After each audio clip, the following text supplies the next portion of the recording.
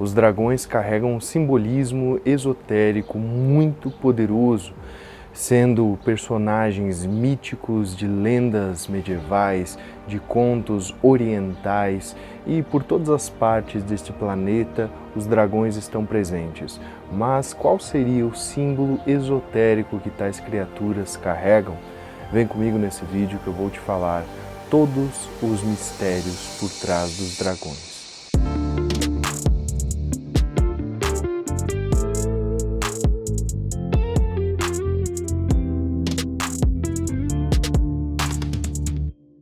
Salve, meu querido alquimista, seja muito bem-vindo a mais esse vídeo aqui no canal Alquimia das Artes. Eu me chamo Yuri e hoje eu estou na Switzerland, na Suíça. Aqui ao meu lado tenho a montanha, uma das mais famosas aí da Suíça, Matterhorn, e eu estava meditando aqui no quarto de hotel e cachimbando um pouquinho e resolvi trazer para vocês esse simbolismo esotérico, algo que é muito pedido aqui no canal e que aqui eu senti uma forte conexão com todo esse mistério dos dragões. Então, para que a gente comece essa nossa reflexão simbólica, essa nossa reflexão arcana sobre estas criaturas tão mágicas, tão míticas, né? Nós precisamos compreender alguns conceitos. O dragão, em um termo geral, né, sejam os dragões mais europeus, que são aqueles que têm asas e patas, né, ou aqueles dragões orientais, que já são como serpentes, que não têm nem asas e nem patas, mas da mesma forma conseguem voar. Todos estes são como criaturas que vivem num plano astral, que vivem em uma outra dimensão, não sendo parte desta dimensão a qual nós estamos vivendo neste momento.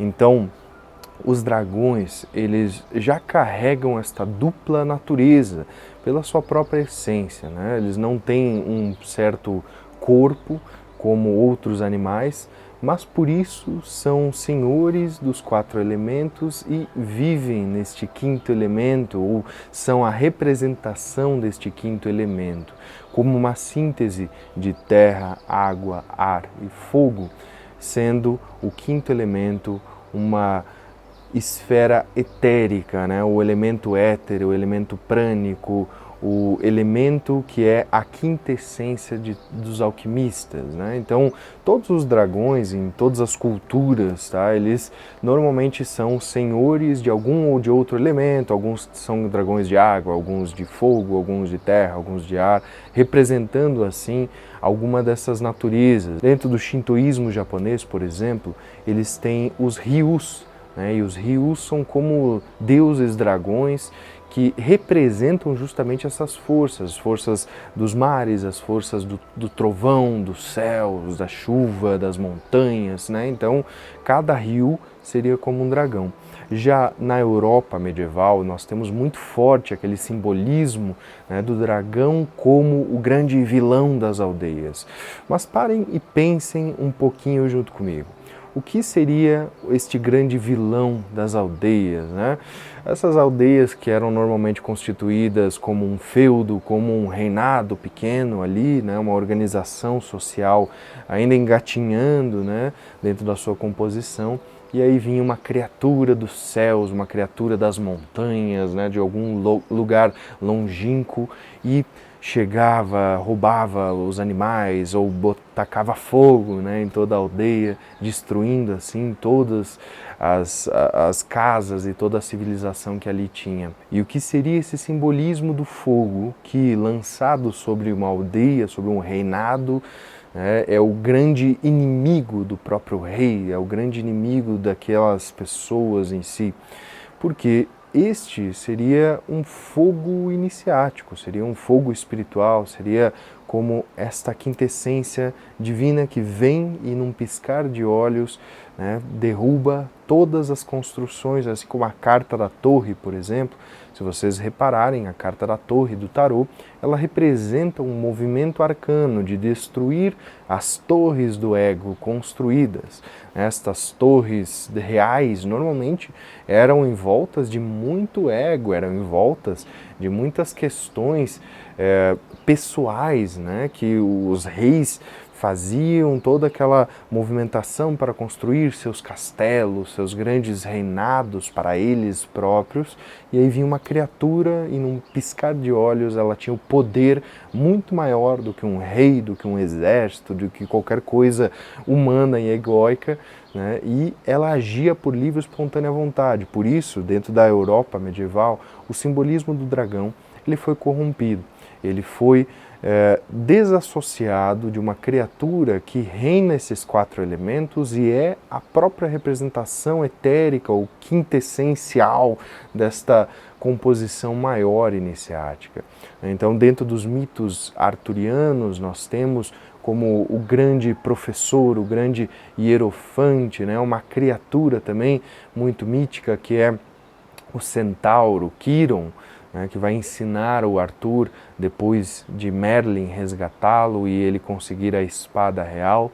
Aí esta criatura que vive numa caverna também, esse Quiron, ele irá ensinar então os mistérios da arquearia, né, da medicina, de todas as virtudes reais para formar então este verdadeiro ser arturiano.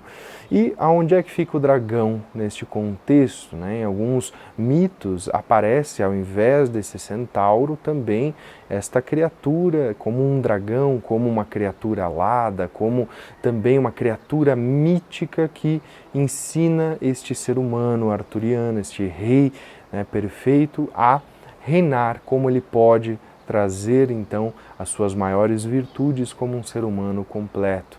E voltando neste simbolismo arcano do dragão, se vocês repararem, ele é, lógico, uma criatura reptiliana, vamos dizer assim, normalmente representado com escamas, né, com aquela carapaça meio de um dinossauro, algo impenetrável, né? Então, qual era o único ponto fraco dos dragões, dentro até de filmes, dentro de contos e tudo mais?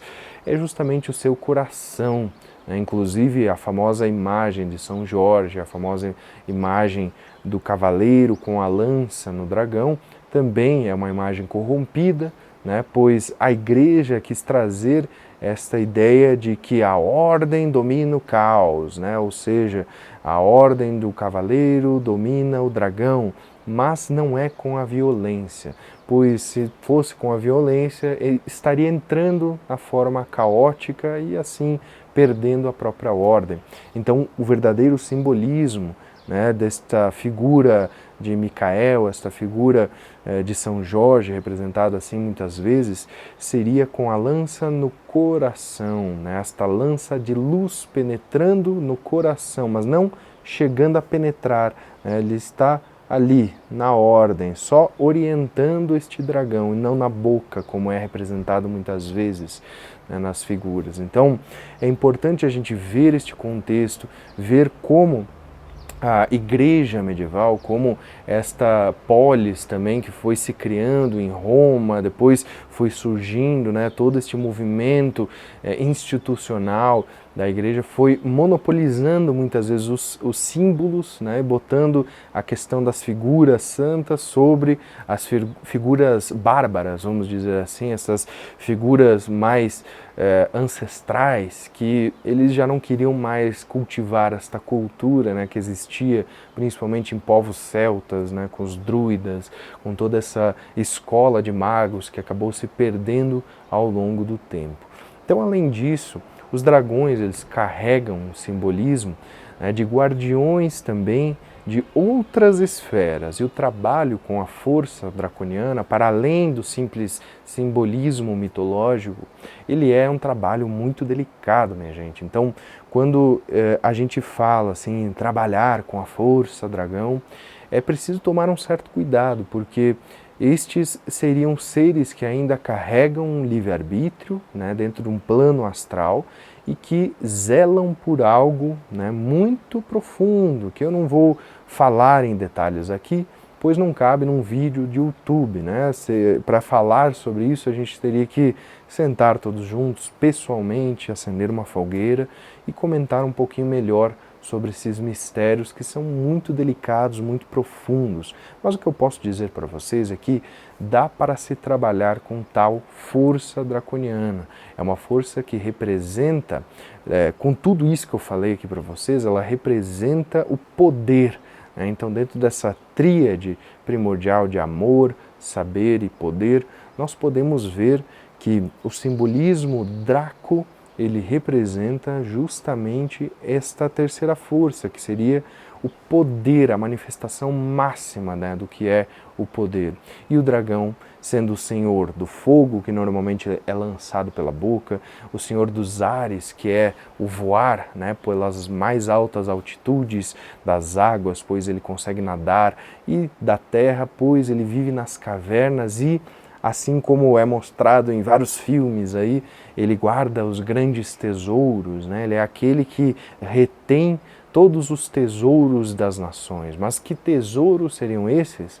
É justamente o ouro alquímico, é justamente esta quintessência, né? Então, pense nisso, é um guardião de algo muito valioso, né, de tesouros que a humanidade quer e às vezes tenta pegar a força, né, destes grandes guardiões, mas o caminho não é esse, não é pegar na força, na violência, é como a redenção da ordem, né, diante da luz. Este dragão se ordena e aí a consciência Magus, que é a força do saber, né, com o amor consegue dominar este poder, que é a representação do dragão. Então é um mago em cima de um dragão montado, como uma única criatura, como um ser em uníssono dentro dessa vibração harmônica. Este seria o movimento ordenado dessa força. E como eu falei antes, a igreja trouxe o simbolismo, né, de São Jorge, que é um simbolismo que às vezes é corrompido pela questão ali simbólica da lança penetrando na violência, né, ou na boca, ou penetrando com o sangue no coração ali, mas a gente vê que o verdadeiro simbolismo, o mais arquetípico que a gente pode ter, era ainda aquele simbolismo primordial de uma Virgem Mãe sobre o dragão de 7 cabeças, muitas vezes representado como a doçura de Kuan Yin, também dentro do lado oriental, que é a grande mãe, né, como esta Chohan, que já foi representada pela Chohan do sétimo raio, que hoje em dia é Saint Germain, antigamente era Kuan Yin. Esta força representa não apenas a força alquímica transmutadora, como também representa a leveza, a pureza, né, a sutileza. Então a sutileza domina tal brutalidade, tal força de poder que é esta força Draco. Então, falando isso, minha gente, a gente consegue compreender que o simbolismo do dragão, ele é muito além daquilo que é mostrado, né, por aí. É lógico que eu não vou esgotar este tema, a gente poderia falar horas e horas aqui, e há coisas que eu prefiro não comentar também, né, para que não se abram maus entendimentos, para que não se abram dualismos de compreensão, pois esta, como eu falei antes, é uma força, sim, delicada de se trabalhar, que é preciso uma alta maestria, uma autograduação dentro dos mistérios, dentro da destreza mágica e energética para domar tal potência, né, que é latente em todos nós, que é latente em toda esta terra maravilhosa e que, sim, existe de fato. E não, os dragões não estão saindo da terra, eles não estão em movimento de decadência, né, como é trazido por algumas seitas também, por algumas dogmatizações que nós vemos por aí. E eu falo isso com bastante segurança, pois é uma força que eu já trabalhei muito, que eu tenho uma certa afinidade e que eu posso garantir para vocês, não é nem boa nem ruim. Como eu falei, tem o livre-arbítrio assim como nós. Existem várias forças draconianas por aí, nesta esfera astral, nessa esfera que não é a esfera terrestre, mas é uma sutilização, é como se eles já não tivessem mais este corpo, né, de terra, esta carapaça que nós temos. Eles já estão num outro nível, né, de sutileza. E a representação deles como criaturas densas de carapaça é justamente como uma armadura natural para penetrar profundezas, né? Então pensem, por que o dragão normalmente associado, né, o dragão vermelho, assim, associado a uma montanha ou a um vulcão, né? Porque o vulcão é a ligação com o coração da mãe, né, a mãe terra. Esta mãe terra, ela precisa de guardiões e tais são os guardiões, né, essas criaturas dragões. Então, se você quer saber um pouco mais sobre os dragões, se você quer saber um pouco mais sobre a magia num contexto amplo, num contexto fora do dogma tradicional e institucionalizado, eu também quero te convidar a participar da Escola Alquimia das Artes, a escola onde nós ensinamos todas as artes iniciáticas, esotéricas, as artes ocultas que nós temos neste grande mundão. Tá bom, minha gente? E se você gostou desse vídeo, considere se inscrever no canal, deixar um like e um comentário. Eu sou um alquimista da Força Dragão, para eu saber que você chegou até aqui, para você firmar também este compromisso aqui nos comentários na sua vida, tá bom? Então, um forte abraço e nos vemos no nosso próximo vídeo. Tchau, tchau.